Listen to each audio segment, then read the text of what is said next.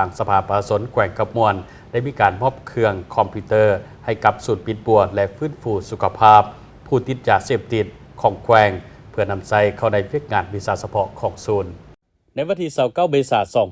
2025อยู่ที่ศูนย์ปิดบัวและฟื้นฟูสุขภาพผู้ติดยาเสพติดแขวงกำมวนสภาประชาชนแขวงได้นำเอาคอมพิวเตอร์จำนวน2ชุดกล่องน้ำหมึก1กล่อง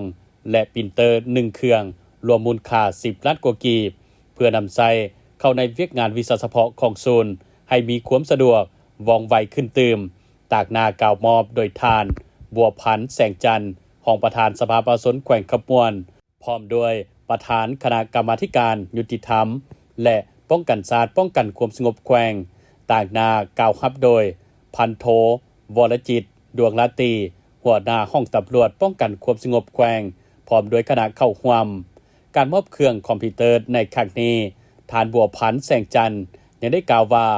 ย้อนเห็นใดในการเฮ็ดหน้าที่วิชาเฉพาะของศูนย์ดังนั้นเพื่อให้เวียกงานด้านต่างๆมีความสะดวกว่องไวมีความทันสมัยมีผลสำเร็จตามระดับคาดหมายในการเฮ็ดเวียกงานวิชาเฉพาะตัวจริง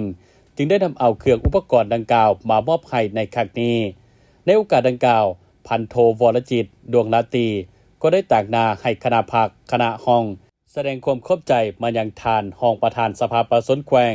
พร้อมด้วยประธานคณะกรรมาธิการยุติธรรมและป้องกันศาสตร์ป้องกันความสงบแขวงพร้อมด้วยคณะ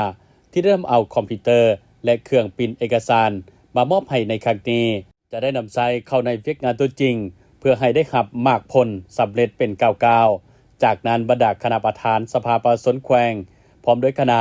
ก็ได้ลงเยี่ยมจามและให้กำลังใจผู้ถูกขอหายจากยาเสพติดอยู่ภายในศูนย์ดังกล่าวตืมอีก